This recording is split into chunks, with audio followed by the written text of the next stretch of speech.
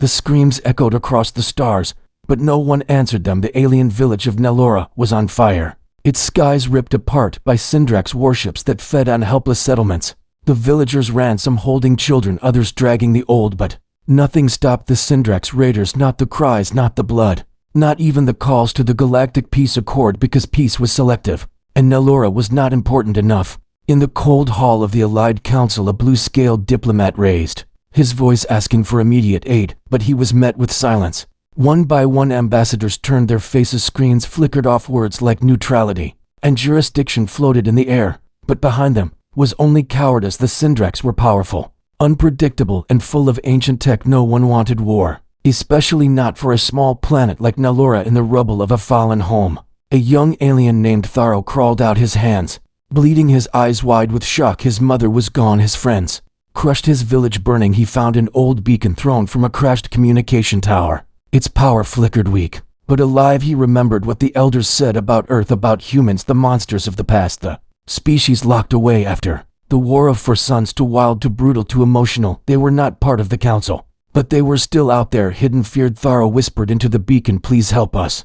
The others won't come. You are our last hope." And then the beacon went dark. The message drifted through forgotten space until it hit a silent receiver on a distant fringe world, Earth. It didn't reach politicians, it didn't reach scientists. It reached a camp of exiled warriors, the Bloodborne Brigade, humans discarded by their own planet, too violent to be soldiers, too reckless to be diplomats, but deadly useful in conflicts that required no rules. Their leader, a woman named Ray, sat sharpening her blade when the beacon crackled. She listened, expressionless, her face full of scars, her left eye mechanical. The message was raw, filled with pain. She didn't say anything until it ended. Then she stood up and walked into the war tent. She threw the knife into the table and said one word: "Send coordinates." The others stared, their tattoos glowing under dim lights. These were not heroes, not saviors. They were known in files across the galaxy as executioners, ghosts, devils. But not one of them hesitated. Weapons were gathered, ships fueled, armor sealed. The bloodthirsty humans were moving again, not for honor, not for politics, but because a child cried for help and no one else came. While the council still debated treaties, the humans had already launched. No broadcast, no warning. Their ship, painted black and red, tore through warp space like a missile, their motto etched on the side. In ancient Terran language, "Mercy is earned, not given." On Nellora, Tharo sat near the ruins of the Elder's Tree. He held the beacon close, though it was dead now. He didn't know what else to do. He didn't know that something was already coming through the clouds high above. The air shifted. A sound like thunder cracked the sky. A dark shadow descended, not Syndrax, not Council, a ship covered in marks of war unlike anything Tharo had seen before. It slammed into the ground, dust flying, and from its step beings in thick armor, red visors glowing, weapons humming with energy. Their footsteps heavy. They didn't speak, they didn't introduce themselves. They just looked around, and then one of them knelt in front of Tharo. He trembled, but didn't run. The warrior reached out, touched the blood on his forehead, then stood and walked past him into the wreckage, scanning the area, moving like wolves. With orders, Tharo whispered. They came, his voice cracked with disbelief and relief. The humans had arrived, and behind their helmets, they prepared for something the council couldn't even imagine. They didn't come to negotiate, they came to destroy what destroyed others. The bloodthirsty were back, and this time they were on the side of the innocent, even if the galaxy would hate them for it. Council chambers buzzed with unease as news filtered in. Unauthorized human forces had breached controlled space and landed on Nellora. Panicked voices filled the room. Some demanded immediate sanctions. Others whispered about ancient fears and the sealed files labeled Earth red flag species, unfit for diplomacy, volatile, dangerous, and still breathing in the darkest corners of the galaxy. No one dared admit it, but deep down they all knew. If anyone could fight the Syndrax without mercy, it was them, the humans, the ones they locked away, hoping never to need again. Meanwhile, on Nellora, smoke curled from shattered trees as the bloodthirsty moved like shadows, scanning, marking, calculating each step. Placed with brutal precision, their leader Ray stood over a Syndrax corpse fresh from the skirmish, her blade still wet, her eyes scanning the trees. She turned and barked orders that needed no explanation. The squad dispersed, fast, silent, deadly. Tharo followed them unnoticed, his small frame ducking behind rocks, watching as these so-called monsters moved, not like savages, but like hunters with purpose. Two humans covered in ash lifted a collapsed building, bare-handed, pulling a trapped villager from beneath. With no words, they tossed him over a shoulder and kept moving. It wasn't kindness, it was just mission efficiency. But Tharo saw it different. These were not the mindless destroyers he had been warned about. They were blood and bone like him, Just trained to kill the pain, the fire, the screams, none of it made them flinch. The village's remaining defenders gathered near the humans' confusion. All over their faces an alien named Zell, older than Tharo and once a proud guard, raised his voice. "Who are you? What gives you the right to interfere?" Ray stepped forward, removed her helmet. Revealing a scarred face and cold burning eyes, she said, "We are what comes after you fail." And then she turned away, leaving Zell speechless. No promises, no politics, no council approvals. Just action. The humans moved fast, setting traps. Predicting Syndrak's retaliation, they knew this wasn't over, and they had seen this pattern before. Burn, pillage, wait, then strike harder. The villagers hesitated, not sure whether to help or hide. And that is when it happened. The sky split again.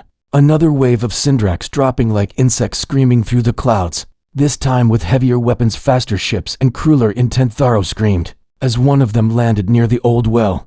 But before he could run, a human shot cracked through the air. The Syndrak's head exploded, and the body hit the ground next to him. A female human with a long plasma rifle appeared from the roof. Her arm mechanical, her expression blank. She nodded once and vanished again into the smoke. Ray rallied her squad positions, held fire angles, sharp movements calculated like war was a language. And they were poets of destruction. Syndrak's forces were used to fear, to fleeing enemies, to begging. But what they found here was steel, fire, and monsters who didn't back down. One Syndrak's commander growled into calms, "These aren't villagers. These are death." The battle raged on. Tharo, hiding behind broken walls, saw a Syndrak's grab an alien girl and drag her toward the flames. Before he could move, Ray was there, her blade slicing through the creature's arm. She lifted the girl, handed her off, and didn't speak. Her armor soaked in blood, she turned back into the fire. Without hesitation, these humans weren't just fighting, they were remembering. They were reliving ancient wars fought on Earth where rules were shattered and survival meant becoming the thing others feared. Ray herself had once been a street child in post-collapse London where drones hunted the poor. She had been captured, trained, broken, rebuilt. And now she led the most feared unit humans had ever unleashed. The council watched all this from orbit, horrified, debating interference, but unwilling to face the Syndraks themselves, and so they watched and judged, whispering that the humans were too brutal, too wild, while the humans bled for those the council abandoned.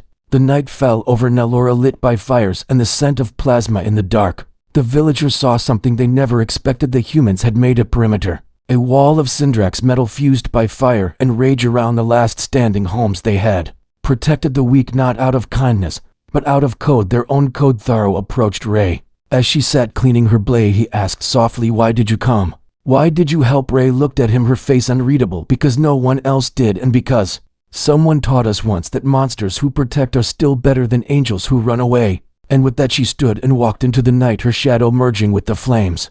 Tharo whispered again to himself, "They warned us about humans, but maybe they warned us because they were afraid of what justice really looks like when it wears scars and never asks for thanks." The sun barely rose over Nellora, and the sky was still painted with smoke and blood, but inside the ruined temple of the elders, something unexpected was happening. Ray stood over a map etched into the stone floor, her armored hand dragging a blade across possible Syndrax routes, while around her the other humans moved like ghosts, repairing weapons, loading rounds, checking wounded. No words were spoken, yet everything was understood. It was a rhythm.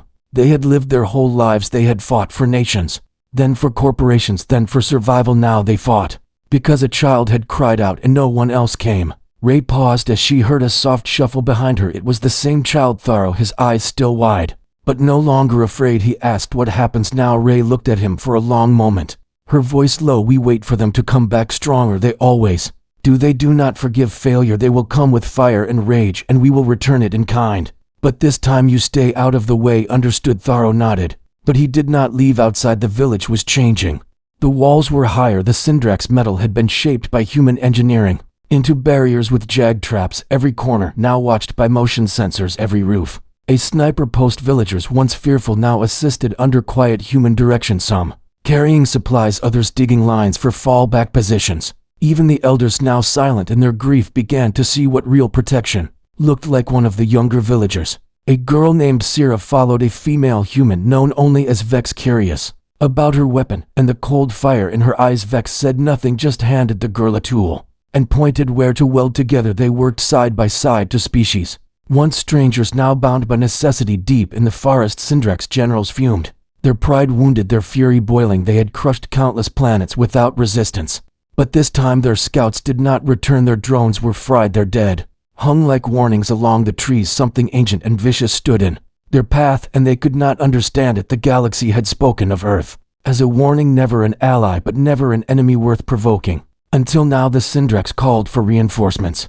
Heavy artillery, aerial bombers, chemical drones. They would scorch Nellora clean if they had to. Back at the village, Rey assembled her team in silence, each of them marked by war in ways the galaxy would never understand. Ghost, a mute who communicated through hand signals and grenades. Lexa, who once took a bullet through the chest to save a child in a burning city. Dread, who kept dog tags of fallen enemies braided in his hair. And Rey, the one they all followed, not for glory, but because she had no fear left to lose. The villagers watched from the shadows, knowing something was coming, and when the alarms finally screamed across the sky, they were ready. Syndrax ships tore through the clouds, screaming like banshees, dropping pods that shook the ground with thunder. Plasma rounds tore trees, and half-drones swarmed over the perimeter, and still the humans did not break. Ghost lobbed fire into the sky, taking out 5 before vanishing into smoke. Lexa climbed the tower and dropped Syndrax with pinpoint shots, every bullet a lesson in pain. Dread lit the ground with flames that consumed everything in their path. Rey charged straight through the center of the assault, her blade now humming with electric fire slicing through armor like cloth. And in that chaos, a Syndrax commander descended, his armor massive, his voice booming, mocking the humans, saying, "You protect filth, you die with filth." Rey faced him alone, her squad fighting around her, her voice like steel. "We are not here for them, we are here for you." The Syndrax laughed and raised his blade, but Rey was already moving faster than his sensors predicted. Her blade drove through his side, and he screamed as she ripped it free, her eyes blazing with something older than rage. Mercy was never offered, not once, not here. The Syndrax began to retreat, realizing too late this was not conquest, this was survival turned into art. And the artists were born from Earth's darkest nightmares. The villagers emerged shaken but alive. Tharo ran to Rey, his heart pounding. He saw her bleeding, her armor cracked, her eyes distant but standing. She looked down at him. "You see now why no one else answered." Tharo nodded, and for the first time he felt not just gratitude, but pride in those who came when no one else dared. And as night fell once more, the stars watched in silence, knowing a truth the galaxy refused to speak, that only the bloodthirsty humans came to the rescue. And in their fire, hope still burned. The forest around the village had changed. The birds no longer sang, the wind no longer moved the same. The trees held silence like a breath waiting to be broken. Smoke still lingered above the perimeter, and the ground was stained with scorched soil and shattered metal. The Syndrax had left behind their dead, but they had not left in defeat, not entirely. Deeper in their warship, orbiting just beyond the planet's shadow, the Syndrax warlord Krell watched the footage of the battle again and again, his eyes twitching with fury. His claws dug into the command table as he whispered, "Bring me the black flag." Rey stood over the Syndrax commander's corpse, her blade now dark with dried blood, her shoulders heavy, but her eyes sharp. She knew this wasn't the end, it never was, it was always the quiet between storms that spoke the loudest. Her team regrouped near the fallen tree line. Dread was limping with burns on his side. Lex's rifle barrel had melted slightly. Ghost had a shrapnel wound across his back. None of them complained, none of them spoke. The villagers brought food and water, trying to offer something, anything. One child brought a flower to Rey.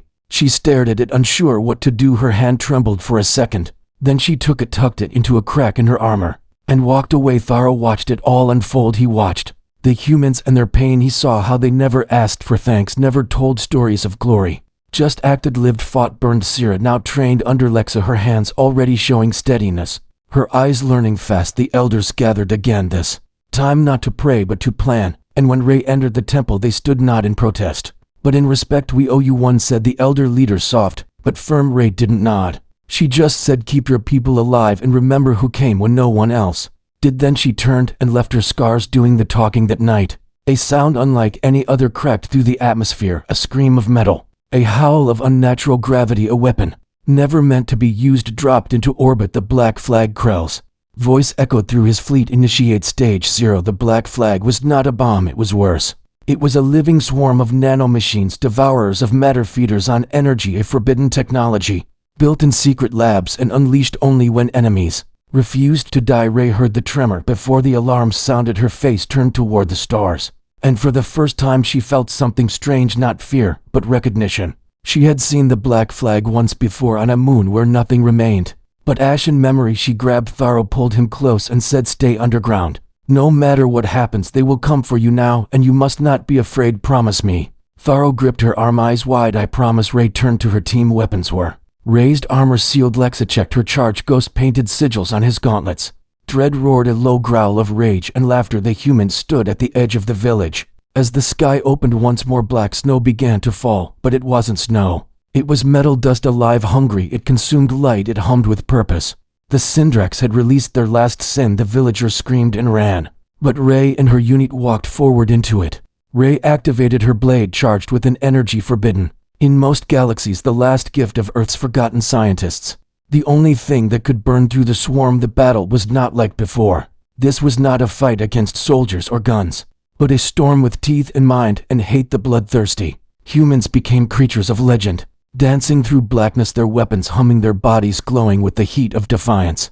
Dread set himself on fire, using his own pain to fuel the flames that cleared the swarm. Lexa leapt from rooftop to rooftop, shooting into the core clusters, guiding the metal storm toward her and away from the villagers. Ghost moved like mist, drawing the machines into a trap he had rigged from broken Syndrax tech. Ray stood alone in the center, her blade spinning, her armor crackling, her voice a whisper in the chaos. Come and try me. The black flag swarm shifted, sensing a threat. It had never failed before, and now it tasted something new. Not fear, not retreat, but fury. Tharo underground heard nothing but silence, until one echo broke through, a scream, not of terror, but of battle, and it was human above the ground. The black swarm finally began to slow, its edges burning, its heart broken. Ray stood soaked in heat, her armor nearly melting, but she had held, she had fought, she had survived, and the swarm, now dying, fell like rain. Lifeless, Ray fell to her knees, gasping, her team limping toward her. The villagers came out slowly, seeing the sky again for the first time in hours, and there she was, the monster,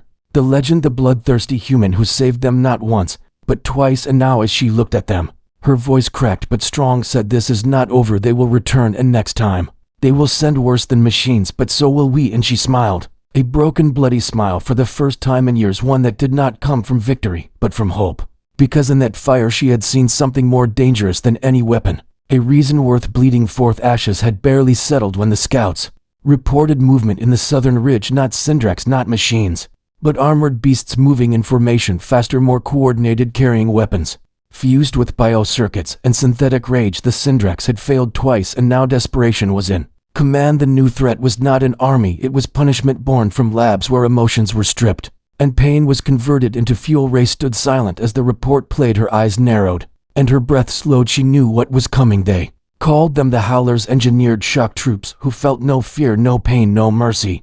But Ray had faced worse. She had faced herself once and survived. She gathered the team, Ghost still limping, Lexa bruised, Dread now missing 2 fingers from the last fight. None of them hesitated, none asked why.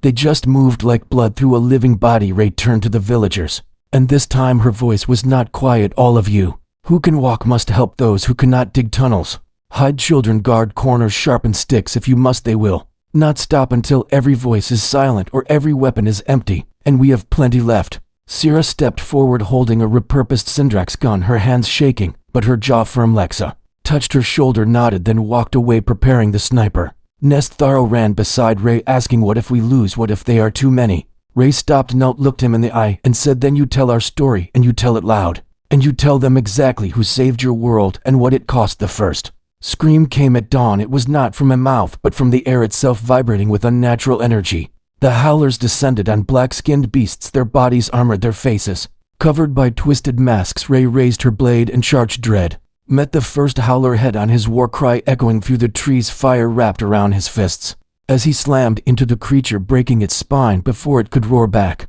Ghost dropped from a tree behind another, driving a blade through its throat, then vanished again. Lexa sniped the eyes of a charging beast, saving a cluster of villagers who had frozen under the pressure. Ray moved like a storm, cutting through flesh and steel. With every breath, her team followed her steps like rhythm in a war song. The Howlers were strong, fast, terrifying, but the humans were something else entirely. They were experienced, they were broken, they were healed only through battle. The villagers joined, now throwing rocks, spears, whatever they could, not to win, but to stand, to say, "We are not prey anymore." One Howler broke through the line, heading for the tunnels where the children hid. Sierra saw it, raised her weapon, fired. Once missed, fired again, hit the leg, then screamed and threw herself forward, jamming the gun into its neck and pulling the trigger until the clip ran dry. Lexa reached her just in time, dragging her back covered in blood, but breathing. Ray saw it all and felt something deep in her chest, a flicker, a memory, a promise. The battle raged into the trees, into the caves, into the sky, until finally only smoke remained,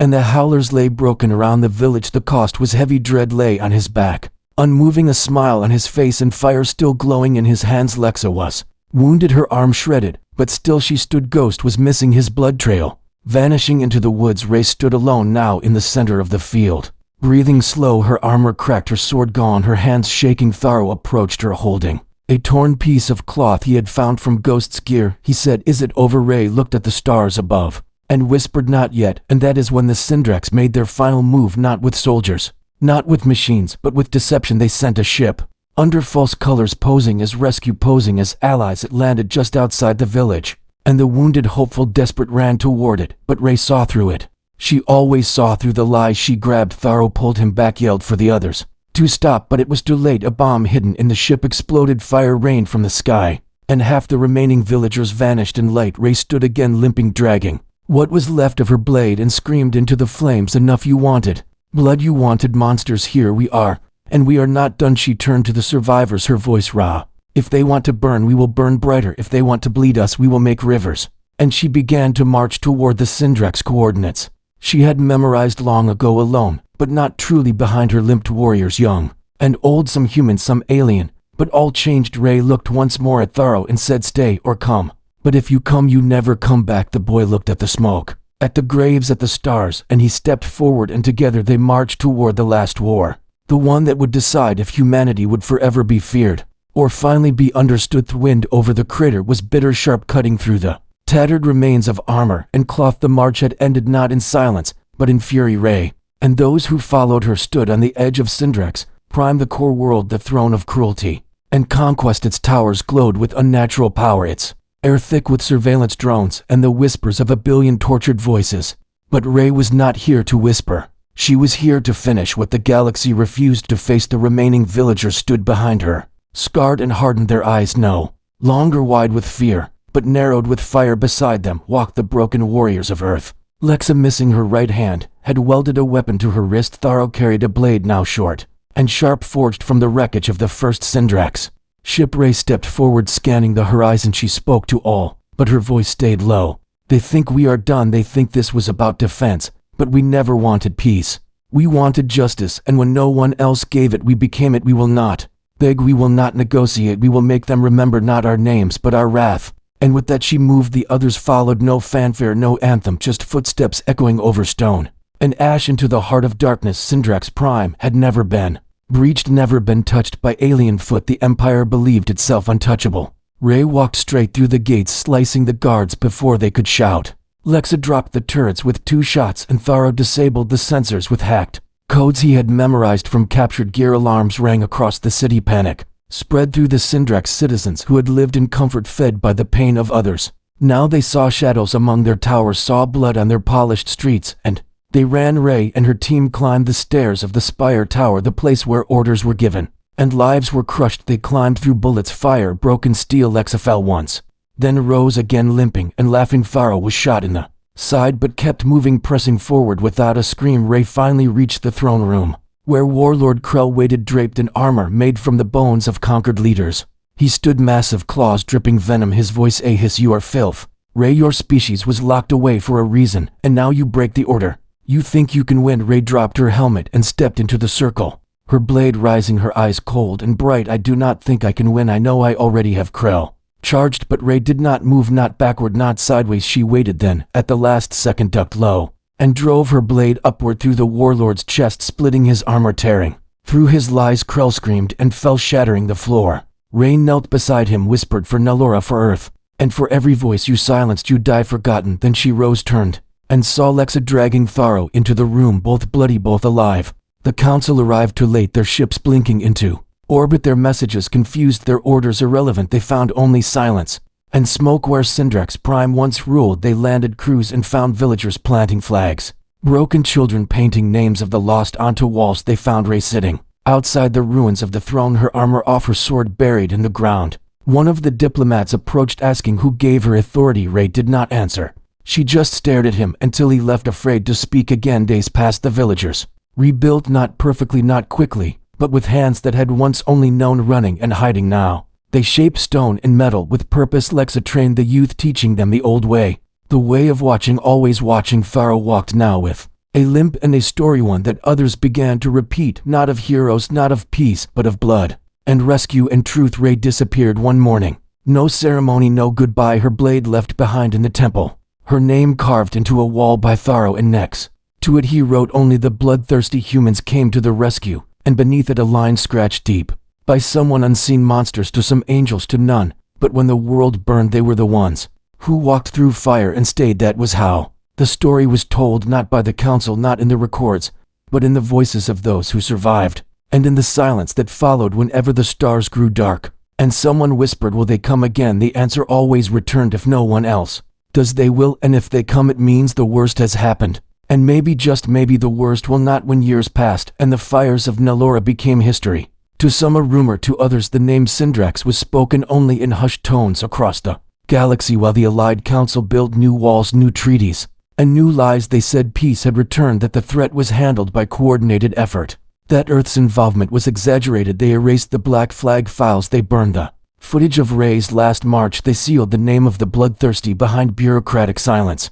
But the stars do not forget, and neither did the survivors on Nellora. The village, once flattened, now rose with stone towers crafted by human tools, passed down by Lexa before she faded into the woods, where no one followed. Tharo, now older, walked the rebuilt streets with a limp and a memory. He had become a teacher, not of war but of truth, and every cycle he gathered the children of Nellora and told them not the myth but the story as it happened. They came when no one else did, they fought when others debated, they bled when others watched. They were not saints, they were not gentle, they were not perfect, but they saved us, and then they vanished. And that is why we remember. One day a small ship appeared in the orbit of Nellora. It bore no flags, no codes, no message, just a battered hull and a symbol carved on the side, a blade through a screaming skull.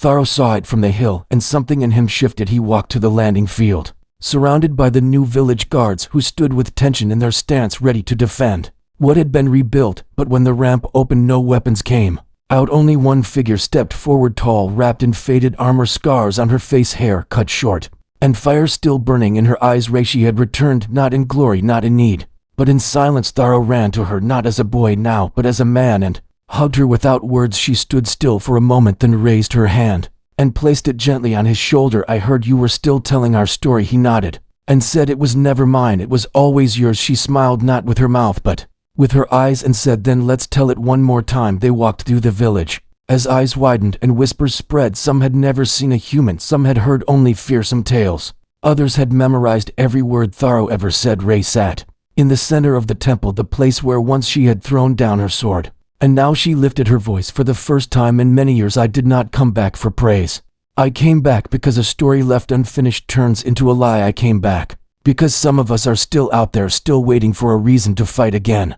And maybe that reason is you, the children. Listen. The elders nodded, and the guards lowered their weapons, for they had all learned something. War does not make heroes, truth does. And the truth was this: when the galaxy forgot us, the humans remembered. When the powerful looked away, they stepped in, and when peace returned, they did not ask for reward. They asked for silence, because they never fought for approval. They fought because they knew what it meant to be left behind. Rey stayed for 3 days, during which she helped rebuild the eastern wall, trained the youngest guards, told Tharo stories of battles never recorded. Then she left again, this time leaving behind a single black cube in the temple. It contained a code, a message, and a signal. Tharo activated it once, and a map lit up, stars blinking, red systems marked not by borders, but by screams of those no one else would hear. Rey's voice echoed from the cube, soft, low, final. If no one answers, call this signal, and we will come. We may be monsters, we may be what you fear, but we are also what fear fears. And when you are surrounded, when all else has failed, remember us. And the cube went silent. Tharo sealed it in the heart of the temple, carved a symbol above it, the human blade, the screaming skull, and 7 small stars, one for each part of the journey. He had lived through the galaxy, spun on the council, issued new laws, new warnings, new lies. But far away in the dark between systems, children told stories of red-eyed soldiers of fire, wrapped warriors, of a woman who stared down gods and didn't blink, and they whispered the name Earth, not in fear, not in hate, but in hope. Because when the worst comes, the kind do not always win, but the bloodthirsty just might. And that is how the legacy of Rey and her warriors remained, not in archives, not in statues, but in the hearts of those they saved and the shadows of those who still waited for someone to rescue them. When all the lights went out, the stars above Nellora shimmered. With the quiet hum of memory, the winds whispered over the stones that once bore the weight of fallen warriors, and in the center of the rebuilt temple, the cube pulsed with a soft glow, not loud, not urgent, just steady like a heartbeat that refused to fade. Villagers gathered in silence, lighting candles made from local wax, placing them at the foot of the altar, not in worship but in remembrance. Tharo, now older, his hair touched with gray, his step slower but still strong, stood before them, holding a book bound in worn leather. On its cover, no title, just a mark, a single line, crossing through a circle, the sign Ray once carved into Syndrax steel. This, he said, is the story they did not want told. And he began to read, not as a man of authority, but as a witness, as a voice for those who had no voice.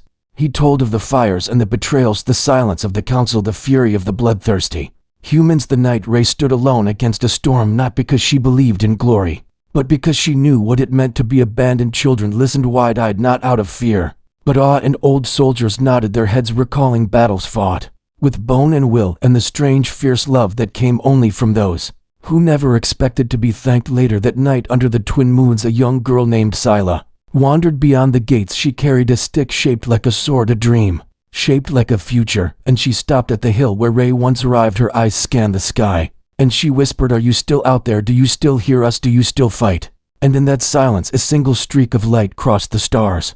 Not a meteor, not a satellite, just a brief pulse vanishing into the black. But Scylla saw it, and she smiled, because she knew stories like this never truly end. They simply become the reason others begin to rise and pick up the blade and step into the fire, not for victory, but for each other. And so the legend of the bloodthirsty humans lived not in fear, but in hope, a fierce wild hope carved into the bones of 1,000 worlds. And whenever a scream went unanswered and a fire was lit in desperation, someone somewhere would whisper, maybe, just maybe, they will come again. And if they do, remember, they do not come to be thanked, they come because no one else will. End.